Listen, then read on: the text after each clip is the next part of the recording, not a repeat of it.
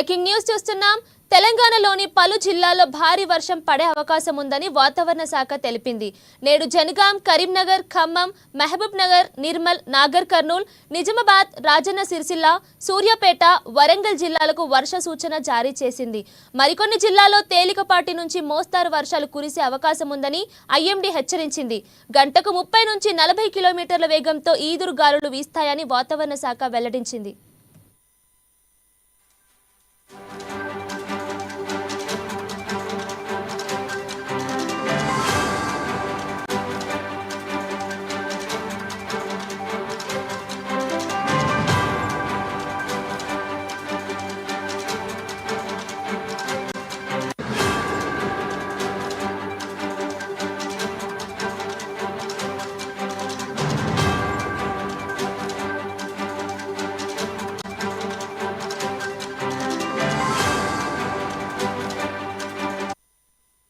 తెలంగాణలోని పలు జిల్లాల్లో భారీ వర్షం పడే అవకాశం ఉందని వాతావరణ శాఖ తెలిపింది.